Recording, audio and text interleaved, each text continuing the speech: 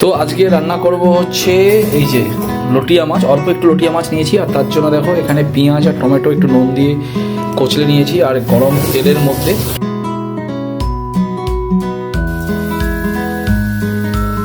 এটা যখন একটু ভাজা হয়ে এলো তখন আলাদা করে রেখেছিলাম হচ্ছে আদা রসুন আর অল্প কয়েকটা লঙ্কা, কাঁচা লঙ্কা।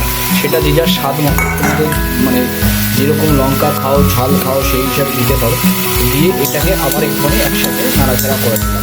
এখন এখানে সমস্ত যে আদা রসুন পেঁয়াজ লঙ্কা এগুলো সব ভাজা চলছে, আর ততক্ষণে এই লুটিয়া পিসগুলো সুন্দর করে কেটে ধুয়ে রেখেছিলাম। সেগুলোর মধ্যে নুন হলুদ জিরে গুঁড়ো ধনে গুঁড়ো আর একটুখানি লাল মির্চ মানে হচ্ছে তোমার রং হওয়া, ঠিক আছে, লঙ্কার গুঁড়ো একটুখানি মাখিয়ে নিলাম।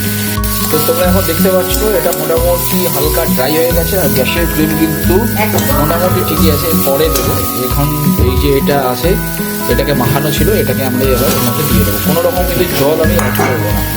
এবারে এইটাকে দিয়ে জাস্ট এটাকে একটুখানি নাড়াচাড়া করে নিই।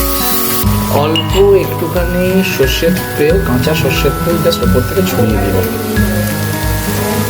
দেখতে পাচ্ছ হালকা নেড়ে ছেড়ে এবার গ্যাসের এটাকে জাস্ট একদম স্লো করে দিয়ে এবার এটাকে ঢাকা দিয়ে দিতে হবে।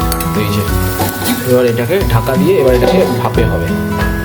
ভাপে বলেছিলাম বসিয়ে গেছিলাম, এবার দেখো খুলে দেখাচ্ছি। দেখো কোনো জল দিইনি, তাও কিন্তু কতটা জল বেরিয়ে গেছে দেখতে পাচ্ছ। আরও একটু হবে, আর খুব সুন্দর একটা স্মেল বেরিয়েছে।